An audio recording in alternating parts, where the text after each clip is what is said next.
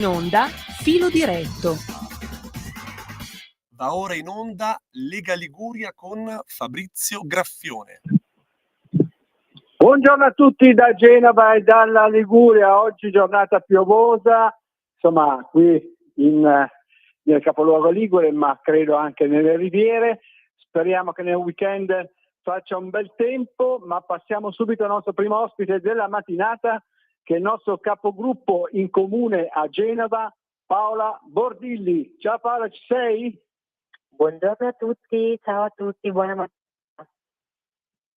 Allora Paola, dunque è successo un po' un atto grave, antidemocratico, l'abbiamo definito. Tu sostanzialmente hai chiesto di discutere il nuovo sistema tariffario AMT che prevede degli aumenti, mentre il centrodestra aveva ovviamente diminuito le tariffe, poi ci spiegherai anche la gratuità. Aveva previsto per le persone anziane, che a Genova sono molte, insomma questa fascia debole della popolazione, e invece la giunta di centro-sinistra, la giunta Salis, ha messo a pagamento anche per i poveri anziani. Allora, cos'è successo in Consiglio Comunale? Io lo riassumo brevemente. Tu hai cercato di portare questo ordine del giorno su AMT, che è l'azienda di trasporto pubblico genovese, è stato dichiarato inammissibile. C'è stato un po' di battibecco col presidente del PD, Claudio Villa, che ti ha espulso dall'aula e addirittura ha fatto intervenire la forza pubblica, ossia gli agenti della polizia locale. Un fatto questo in particolare molto grave, perché non si era mai visto che un presidente del Consiglio Comunale facesse intervenire addirittura gli agenti della polizia locale per mandare via dall'aula un consigliere comunale eletto dai cittadini. Tu comunque non sei stata scortata fuori dall'aula dagli agenti ovviamente, ma sei stata scortata dagli altri consiglieri di centrodestra che alla ripresa del Consiglio Comunale ovviamente hanno dichiarato di abbandonare l'aula, hanno chiesto le dimissioni del presidente del PD e insomma si è chiusa così la seduta consigliare. Ora questo atto politico fatto dal presidente del PD, perché è un discorso molto politico secondo me questo, è stato definito dal nostro commissario provinciale di Genova, della Lega di Genova, Renato Falcidia, un atto anche di fascismo rosso. Ecco, tu come la vedi Paola, che sei la diretta protagonista? Sì, allora guardate, nella nostra città stiamo assistendo da giugno scorso, quindi dalla vittoria del sindaco Salis, a uno scaricabarile senza precedenti, quindi il refrain continuo è che è sempre colpa nostra come centrodestra e quindi anche sul trasporto pubblico locale la giunta Salis, senza carte ufficiali alla mano, ha cominciato con il fare una narrazione di buchi di bilancio, debiti e quant'altro, utilizzando questa narrazione, voglio sottolinearlo, per imporre nuove tasse. Tra le nuove tasse c'è stata l'IMU e ora eccoci con le nuove tasse sul trasporto pubblico locale. Noi come centrodestra avevamo reso gratuite la metropolitana, gli ascensori, perché Genova è una città verticale e quindi sono molto utili questi strumenti, e poi avevamo reso gratuito per tutti gli over 70 l'autobus.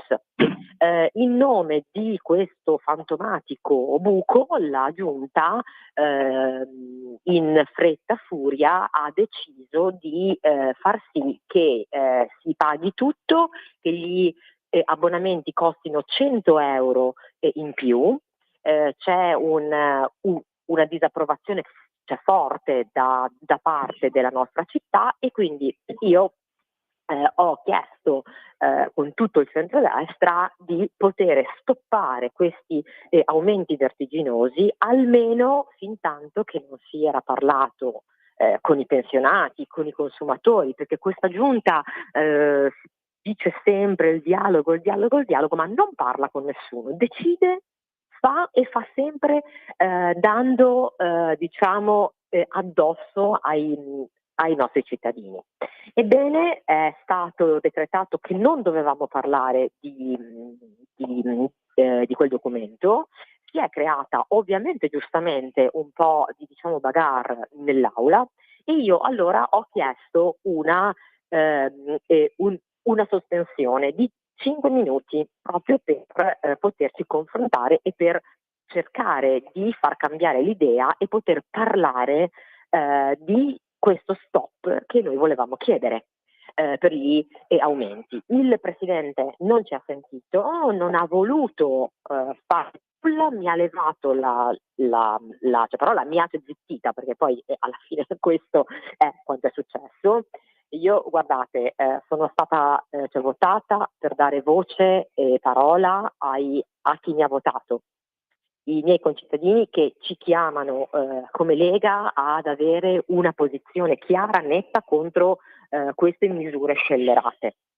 Quindi io, di fronte al fatto che non mi venivano dati i minuti che per dovere e diritto soprattutto io avevo, io sono ovviamente rimasta nell'aula chiedendo nuovamente una sospensione. Il vicepresidente che forse è andato veramente in tilt, ha continuato col dire basta fuori dall'aula, e ha oltretutto, a fronte di quanto succedeva, ha fatto intervenire anche polizia locale, che da un lato io voglio ringraziare perché si sono comportati con una sensibilità, con un tatto, con un rispetto che li caratterizza nel loro lavoro, ma trovo inaudito essere stata mandata fuori perché ho chiesto una sospensione di 5 minuti che, oltretutto, vorrei sottolineare, subito dopo che mi hanno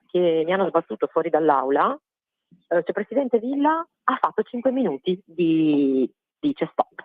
Quindi l'apoteosi dell'assurdo. Ecco, io trovo davvero tutto questo una morte della democrazia, come l'ho definita ieri. Nella nostra città c'è stata la morte di tutto quello che è democrazia.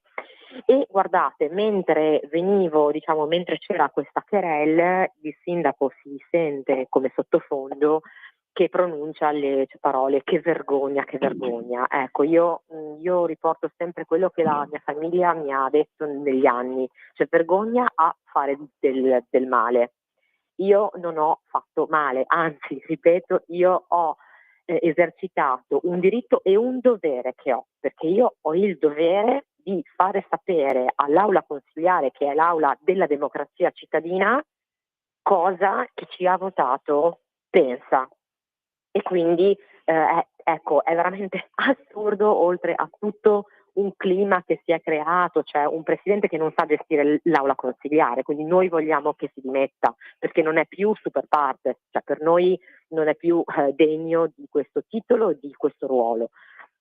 Oltretutto il Consiglio Comunale Paola, ti volevo dire che in tal senso proprio il nostro commissario provinciale Renato Falcidia ha sostenuto i capigruppo del centrodestra a Tursi, chiedendo appunto anche lui le dimissioni, oltre a indicare naturalmente questo atto come fascismo rosso a Palazzo Tursi, sede del comune di Genova. Per onore di cronaca dobbiamo anche dire che poi, ieri in tarda serata, i capigruppo invece di maggioranza di centrosinistra che sostiene la sindaca Silvia Salis hanno diramato un comunicato in cui invece sono a pieno sostegno del presidente del PD Claudio Villa e hanno detto che la sua è stata una decisione giusta. Secondo me invece poteva esserci comunque prima dell'espulsione, prima addirittura di chiamare gli agenti della polizia locale per intervenire su di te, si poteva sospendere il consiglio una volta, è già successo, si sarebbe tornati in aula, si sarebbe discusso un po' perché comunque il tema, come giustamente hai detto tu, tocca tutti i genovesi, gli anziani, non soltanto quelli di centrodestra, ma anche quelli di centrosinistra, quindi è un po' una cosa meritevole. Tra l'altro ieri in Consiglio metropolitano, nel Consiglio della città metropolitana di Genova, i 9 consiglieri del centrodestra su 18, perché lì siamo pari, poi c'è il sindaco di diritto che è Silvia Salis, hanno abbandonato l'aula proprio sul documento che doveva approvare questo nuovo sistema tariffario, questi nuovi aumenti delle tariffe AMT, trasporto pubblico locale genovese. Allora, ancora abbiamo 10 secondi con te, un'ultima battuta e poi ci lasciamo perché abbiamo il secondo ospite, Paola. Ma guardate, l'altra battuta che faccio è che nello stesso Consiglio Comunale, come Lega, abbiamo chiesto che venisse ripristinata la targa per norma Costetto, una targa che ogni volta viene messa sempre a testa rivolta in giù, una targa che avevamo già richiesto come Lega negli anni passati con la capogruppo Fontana. Ebbene, a fronte di una richiesta che mi sembra assolutamente lecita e molto rispettosa del nostro passato, cioè della nostra storia di una città, Genova, che con la comunità Giuliano Dalmata è sempre stata accogliente, ebbene il PD e tutto il centrosinistra ha votato no. Quindi io ti direi che in un solo consiglio comunale ci sono stati ben due fatti gravi e deplorevoli di come questo campo largo si sta comportando come fascismo rosso. È certo che votare no alla medaglia d'oro al valore civile, alla memoria, norma esatto, dal presidente Santi. Ricordiamo una sequestrata, stuprata, torturata e uccisa dai partigiani di Tito, insomma è veramente una vergogna. Vergognoso. Lasciatemelo dire. Ti ringraziamo Paola, ti auguriamo una buona giornata, un buon lavoro. Grazie a voi, ciao, buona giornata, grazie, buon lavoro. Ciao. Grazie ancora al nostro capogruppo in comune a Genova, Paola Bordilli, e passiamo subito al nostro secondo ospite perché siamo già in ritardo con lui, ce ne scusiamo, che è il nostro consigliere municipale del centro-ovest, Davide Rossi. Sentiamo se Davide è già in linea. Ciao Davide, buongiorno, eccoci. Ci siamo, eccoci. Buongiorno a tutti. Buongiorno a te. Allora, dunque, partiamo subito dal quartiere caldo, tra l'altro dove vivi anche tu, che è San Pier d'Arena, insieme al centro storico genovese, sono un po' le due zone rosse della città, del capoluogo ligure, e da un fatto di cronaca. Allora, l'altra sabato notte c'è stata, tra virgolette, la solita rissa tra stranieri lì a San Pier d'Arena e nei pressi di un locale. Sostanzialmente un sudamericano è finito a pronto soccorso in rianimazione con prognosi riservata per una coltellata al polmone. I carabinieri hanno arrestato un tunisino, un giovane di 22 anni, per tentato omicidio, ma colpo di scena il giudice ieri ha convalidato l'arresto dei carabinieri, ma poi derubricato in rissa aggravata, diciamo tra virgolette, in attesa di ulteriori accertamenti. Insomma, poi li arrestano e poi l'ha lasciato naturalmente in libertà con soltanto l'obbligo, anzi il divieto di dimora a Genova, cioè deve stare fuori Genova sostanzialmente. Ecco, le forze dell'ordine diciamo sempre che intervengono, che sono presenti, che fanno tutto quello che possono, li ringraziamo, ma questo è il classico esempio in cui praticamente hanno le mani legate. Ecco, fermo restando che comunque in ogni caso, anche se non sappiamo se Tunisina ha effettivamente sferrato il fendente la lama dentro al polmone del sudamericano, insomma, era lì la rissa c'è stata, ecco, erano mi sembra una quindicina di stranieri, ecco. Assolutamente, forze dell'ordine che hanno le mani legate, situazione che conosciamo da troppo tempo, che più volte abbiamo denunciato anche recentemente per chiedere che questo locale venga definitivamente chiuso, perché non è la prima volta che in questi anni questo locale è al centro dell'attenzione per problemi similari. Con l'amministrazione precedente eravamo riusciti ad avere delle chiusure anche temporanee, a fare dei controlli specifici su questo locale. Adesso questo locale è attivo e purtroppo viene subito passivamente dai residenti del quartiere, con problematiche appunto collegate. Intanto va riconosciuta la solidarietà alle forze dell'ordine, assolutamente la vicinanza che per quello che fanno e che molto spesso appunto si trovano con le mani legate perché non c'è un'azione giudiziaria che segue, diciamo, il perseguimento dei reati che dovrebbe essere normale in un paese normale, che purtroppo non è. L'abbiamo visto anche in altre situazioni analoghe. Quindi noi come Lega continueremo a denunciare quello che succede sul nostro territorio, a chiedere fermamente che questo locale venga definitivamente chiuso in modo definitivo e a pretendere che ci sia veramente un giro di vite sulla sicurezza del nostro territorio, togliere Tesera alla polizia locale, pretendere che la polizia locale piuttosto che la polizia giudiziaria facciano rieducazione nei quartieri, come ha detto l'assessore comunale Viscogliosi, che è una roba allucinante.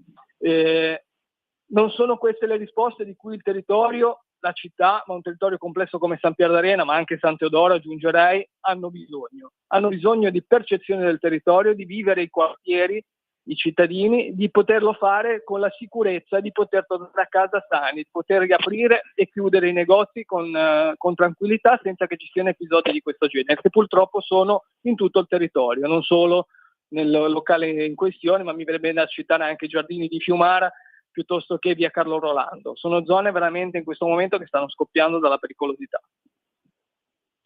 Allora, cambiamo argomento perché abbiamo ancora un paio di minuti con te. A Genova ci sono state queste occupazioni per parte dei diversi istituti scolastici, in particolare licei, e sostanzialmente però ci sarebbe, io dico, uso il doveroso condizionale, una banda di giovanissimi che, da quanto trapelato dalla questura, sono giovanissimi teppisti italiani e maranza, ossia migranti di seconda generazione in sostanza, che hanno fatto dei raid vandalici nelle scuole. Addirittura ieri l'altra notte c'è stata, diciamo, anche un'aggressione nei confronti di 2 studenti del liceo Firpo.